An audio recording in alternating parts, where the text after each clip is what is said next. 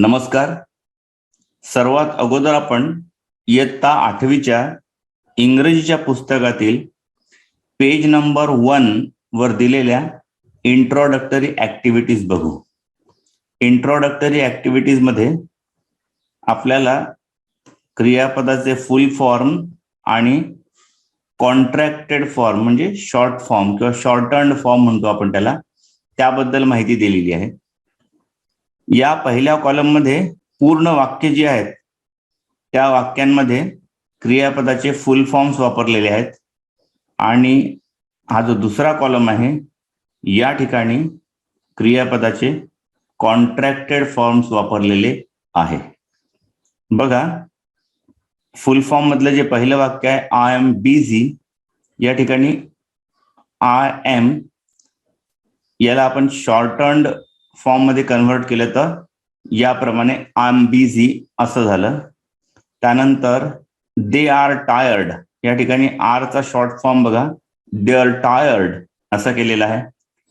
त्याच्यानंतर हे जे तिसरं वाक्य आहे ही इज नॉट कमिंग, यामध्ये दोन शॉर्टन्ड फॉर्म्स आपण वापरू शकतो. एक तर या प्रकारे करू शकतो, इज नॉटचा शॉर्टन्ड फॉर्म इजंट, किंवा ही इज हा जर भाग घेतला आपण तर त्याचा शॉर्टन्ड फॉर्म होईल ही इज नॉट कमिंग.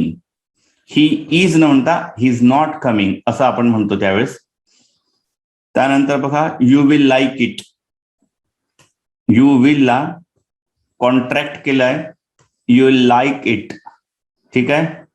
त्यानंतर आहे शी विल नॉट लाईक इट, या ठिकाणी विल नॉटचा शॉर्ट फॉर्म वापरलाय बघा वोंट. त्यानंतर आहे we had been for a trip, या ठिकाणी बघा वी हॅड ला कॉन्ट्रॅक्ट केलाय विड बीन फॉर अ ट्रिप. त्याच्यानंतर आहे it must not happen again, must नॉटचा शॉर्टन्ड फॉर्म आहे mustn't. That would be fine, that would ला या ठिकाणी दॅट वुड बी फाईन असं केलंय. आणि त्या शेवटी आहे बघा डू आणि नॉट याचा शॉर्ट फॉर्म वापरला आहे दुसऱ्या कॉलम मध्ये डोंट असा. तर अशा पद्धतीने आपण पाहिलं की पहिल्या कॉलम मध्ये वर्ब्सचे पूर्ण फुल फॉर्म्स आहेत आणि दुसऱ्या कॉलम मध्ये कॉन्ट्रॅक्टेड फॉर्म्स किंवा शॉर्टन्ड फॉर्म्स किंवा ॲब्रिव्हिएटेड फॉर्म्स ज्याला आपण म्हणतो ते आहेत. दुसरी ऍक्टिव्हिटी बघू आता आपण. या ठिकाणी लिहिलं आहे बघा fill up the gaps in the table below. या टेबलमध्ये परत दोन कॉलम्स आहेत, कॉन्ट्रॅक्टेड फॉर्मचा एक कॉलम आहे आणि फुल फॉर्मचा एक कॉलम आहे. आपल्याला काय करायचं आहे, ज्या ठिकाणी कॉन्ट्रॅक्टेड फॉर्म दिला आहे आणि फुल फॉर्मच्या कॉलम मध्ये ब्लँक आहे, रिकामी जागा आहे, त्या ठिकाणी फुल फॉर्म लिहायचा आहे. आणि जिथे फुल फॉर्म दिला आहे आणि कॉन्ट्रॅक्टेड फॉर्म मध्ये काही लिहिलेलं नाही तिथं कॉन्ट्रॅक्टेड फॉर्म त्या पर्टिक्युलर वर्बचा किंवा गोष्टीचा लिहायचा आहे. तर आपण सुरू करूया आता. बघा लेट्स याचा फुल फॉर्म असा होईल लेट अस. त्यानंतर शांट, शांटचा फुल फॉर्म आपल्याला करावा लागेल शाल नॉट. त्यानंतर दे हॅव फुल फॉर्म दिलेला आहे, याचा शॉर्ट फॉर्म लिहायचा आहे आपल्याला, पूर्ण दे लिहायचा, त्याच्यानंतर अपॉस्ट्रॉफी मार्क द्यायचा आणि व्हीई लिहायचं देव. परत फुल फॉर्म दिला वर नॉट, कॉन्ट्रॅक्टेड फॉर्म होईल याचा वरंट. त्यानंतर कॉन्ट्रॅक्टेड फॉर्म दिलेला आहे वी आर, WEVARE आर. त्यानंतर कॅन नॉट फुल फॉर्म मध्ये दिलेला आहे, शॉर्टन्ड फॉर्म लिहू आपण आता याचा कांट. त्यानंतर व्हेअर इज, व्हेअर इजचा शॉर्टन्ड फॉर्म होईल व्हेअर्स. त्यानंतर what are, what are, what are असा फुल फॉर्म होईल. आणि सर्वात शेवटी आहे देअर्सचा देअर इज. तर अशा रीतीने आपण पेज नंबर 1 वर दिलेल्या इंट्रोडक्टरी ऍक्टिव्हिटीज बघितल्या. आता आपण युनिट 1 मधली जी पहिली कविता आहे बी द बेस्ट, या कवितेवर आधारित वॉर्मिंग अप मधल्या ऍक्टिव्हिटीज बघू. सर्वात पहिले चिटचॅट मध्ये जे दिलेले प्रश्न आहेत त्यांची उत्तरं बघू. त्यातला पहिला प्रश्न बघा. Have you got a prize in any competition? तुम्हाला कोणत्या कॉम्पिटिशन मध्ये प्राइज मिळाला आहे का, बक्षीस मिळालं आहे का? आपण म्हटलं yes, I have got a prize in a singing competition. दुसरा प्रश्न, how did you feel at that time? तुम्हाला त्यावेळेस कसं वाटलं? याचं उत्तर आपण असं लिहिलं, I felt very happy at that time. तिसरा प्रश्न बघा, have you ever failed in your efforts? तुम्हाला तुमच्या प्रयत्नांमध्ये कधी अपयश आलं का? आपण म्हणू yes, I failed on some occasions in spite of trying hard. Next question, do you think we should accept success as well as failure? आपण यश आणि अपयश दोन्ही गोष्टी स्वीकारायला पाहिजे का? तुम्हाला काय वाटतं? आपण लिहिलं yes, we should certainly accept success as well as failure with the same spirit. Last question, what will be your reaction if you are not selected in a team? तुमचं जर टीम मध्ये सिलेक्शन झालं नाही तर तुमची reaction काय असेल, तुम्हाला काय वाटेल? आपण पाचव्या प्रश्नाचं उत्तर लिहिलं, I will feel sad and upset if I am not selected in a team, but I will try harder to improve my performance and get selected the next time. पुढचा प्रश्न बघू आता. Read aloud the following sets of words. 4 sets दिले आहेत इथे. प्रत्येक set मध्ये 4 शब्द आहेत. आपल्याला काय करायचं आहे बघा, या ए मध्ये दिलेले हे जे 4 सेट्स आहेत यांना या ठिकाणी बी मध्ये काय करायचं आहे बघा, rearrange each of the above sets of words according to the increasing order of their size or growth. हे जे 4 शब्द दिले आहे प्रत्येक ठिकाणी, यांना आपल्याला खाली त्यांच्या साईज नुसार चढत्या क्रमाने लावायचे आहे. म्हणजे सर्वात लहान गोष्ट सर्वात पहिले, त्यानंतर त्यापेक्षा मोठी गोष्ट, त्यानंतर त्यापेक्षा मोठी गोष्ट आणि सर्वात शेवटी सर्वात मोठी गोष्ट. म्हणजे असेंडिंग ऑर्डर मध्ये आपल्याला या प्रत्येक सेट मधले शब्द अरेंज करायचे आहे. पहिले आपण ए सेट मधले शब्द असेंडिंग ऑर्डर मध्ये अरेंज करू. स्ट्रीम, रिव्हर, सी आणि ओशियन. बघा यामध्ये सर्वात छोटा शब्द आहे स्ट्रीम आकाराने, मग रिव्हर आहे, मग रिव्हर पेक्षा मोठा शब्द म्हणजे सी आहे आणि सी पेक्षाही मोठी गोष्ट म्हणजे ओशन. आता बी बघू. हिल, स्टोन, माउंटेन आणि रॉक. सर्वात लहान शब्द म्हणजे स्टोन, त्यानंतर रॉक, त्यानंतर हिल आणि सर्वात मोठा शब्द म्हणजे माउंटेन. सी बघा, प्लांट, सॅपलिंग, ट्री आणि सीड. यामध्ये सर्वात छोटा शब्द आहे सीड, त्यानंतर सॅपलिंग, त्यानंतर प्लांट आणि शेवटी ट्री. शेवटचा सेट बघा D, child, adult, baby, youth. इथे सर्वात लहान शब्द आहे बेबी, मग चाइल्ड, मग यूथ आणि शेवटी ॲडल्ट. तर अशा पद्धतीने आपण या 4ही सेट्स मध्ये जे शब्द दिले होते ते असेंडिंग ऑर्डर मध्ये अरेंज केले आहे. नंतरचा प्रश्न बघू आपण आता. सेकंड प्रश्न, in your pre primary classes you must have learn the story of the lion and the mouse. Read it in English and fill in the gaps using words given in the box. सिंह आणि उंदीर यांची एक कथा दिलेली या ठिकाणी आणि या कथेमध्ये काही रिकाम्या जागा आहे. त्या रिकाम्या जागा आपल्याला या ब्रॅकेट मधल्या शब्दांचा वापर करून भरायच्या आहेत आणि शेवटी आपल्याला मॉरल ऑफ द स्टोरी म्हणजे या स्टोरीला जे टायटल आहे ते टायटल सुद्धा द्यायचं आहे. तर चला मग आपण आता रिकाम्या जागा भरून ही स्टोरी पूर्ण करू. आपण ही स्टोरी पूर्ण केली आहे. A lion was sleeping in a forest a mouse started playing on him. The lion got up angrily. He caught the mouse and was ready to kill it. The mouse begged the lion to leave it and said that someday it would help the lion. The lion laughed and let it go. One day, the lion was caught in a net set up by hunters. He roared loudly as it tried too hard to escape. The mouse heard the lion and came. It chewed up the net with its sharp teeth and set the lion free. आणि moral of the story मध्ये आपण लिहिलाय की never under estimate anyone, म्हणजे कधीही कोणाला कमी लेखू नका, कमी समजू नका. नमस्कार dear viewers, today we are going to see a short summary of the very first poem of Standard 8 entitled Be the Best. First of all, we will see the overall message that the poet wants to convey through this poem, and thereafter we will see stanza-wise explanation. So let's get started.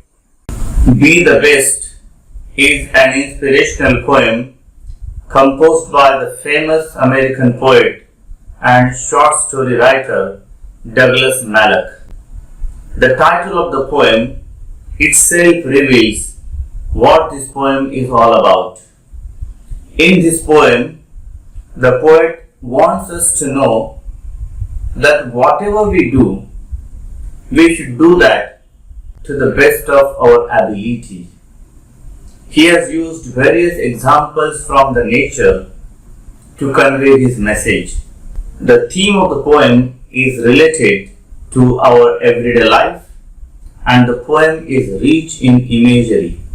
It consists of 4 stanzas, each containing 4 lines. It follows a rhyme scheme AB AB. The last word of each line rhymes with every alternate line like heel and reel and bee and tree, etc. throughout the poem. Use of the conditional clauses beginning with if gives the poem a good flow and supports the theme of the poem very well. Now let's see stanza wise explanation. Stanza 1. The poet begins the poem by giving examples from the nature. He says that if you can't be a pine tree standing tall and elegant on the top of the hill, then it doesn't mean that you are not worthy to be a part of the forest. You can always be the best scrub in the valley beside the reel, making the valley beautiful. The tall pine trees may form large forests, but without scrub by the side of the stream, the valley would lose its charm. So at least be the best scrub, if not a pine tree. He further adds that if you can't be as strong and tall as a tree, then at least be a bush. Now stanza 2.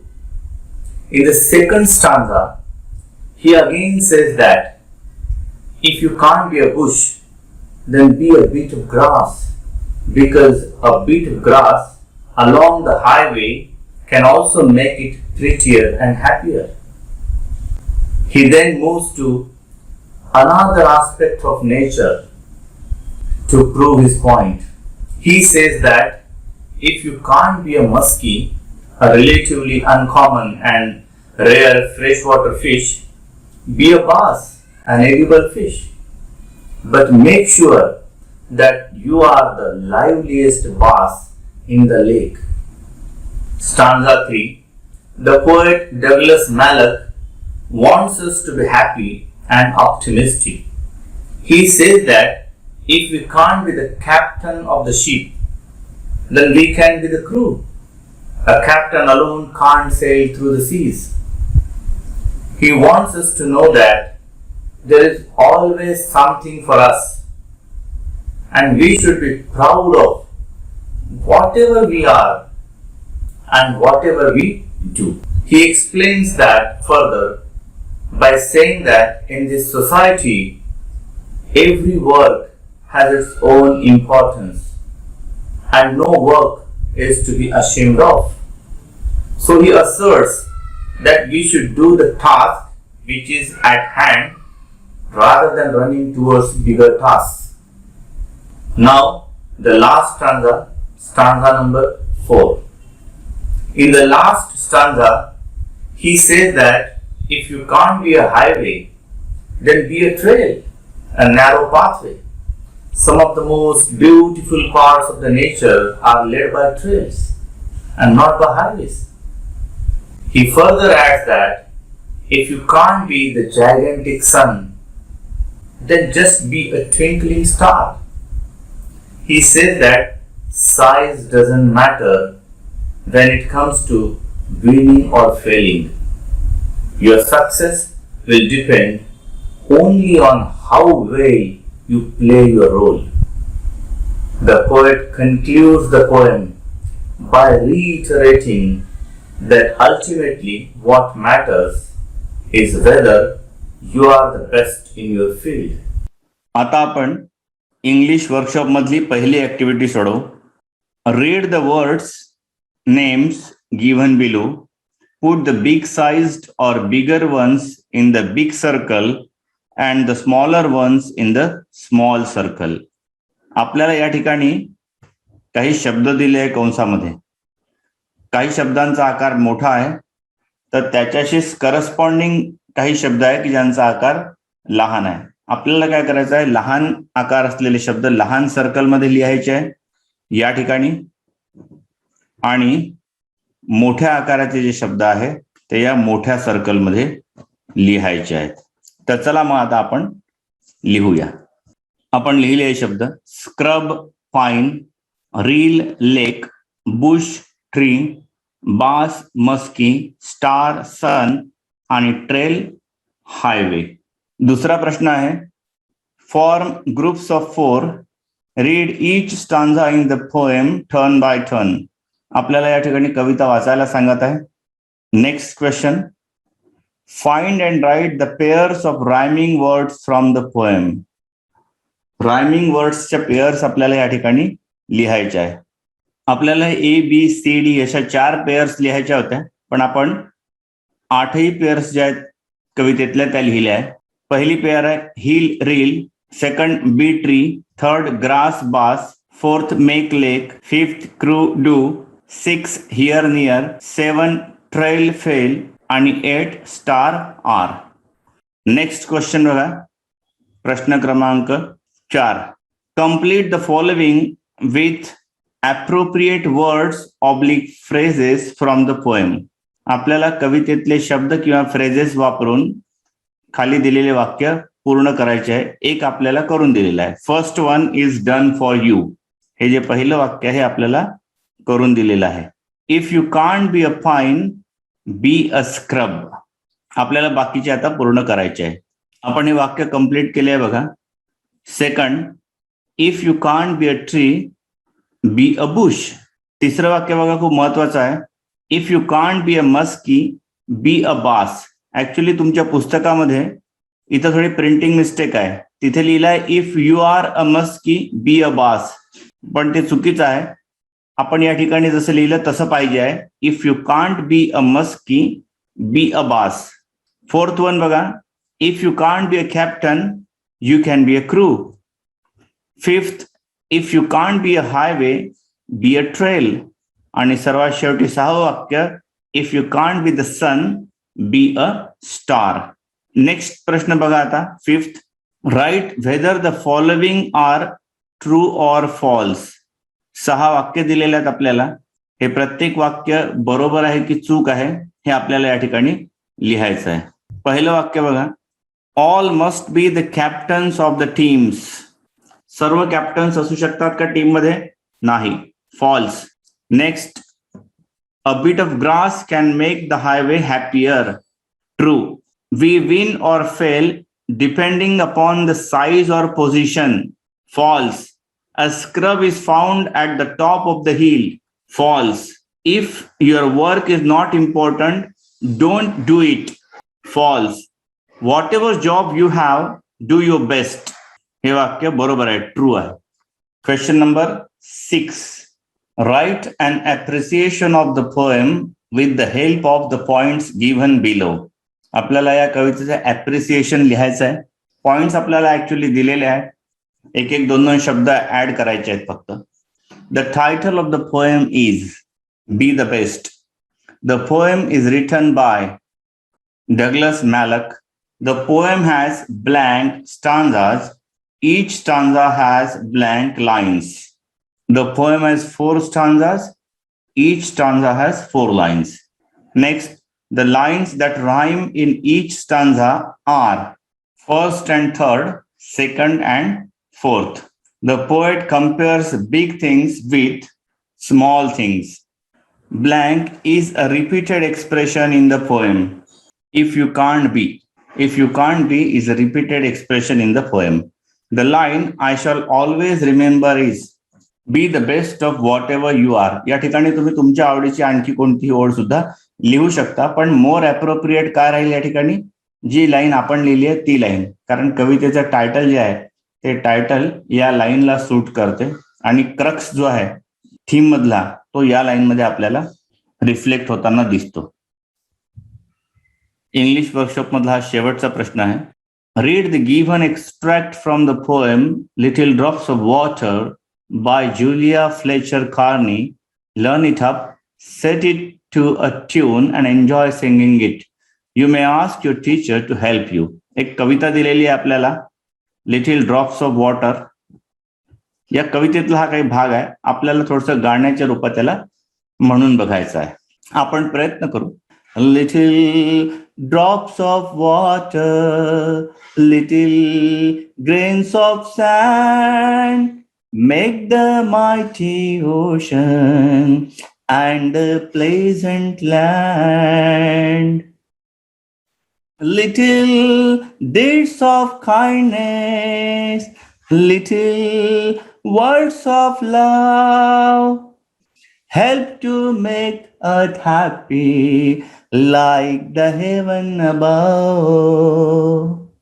तर अशा रीतीने be the best या कवितेवर आधारित English workshop मधल्या activities आपण बघितल्या.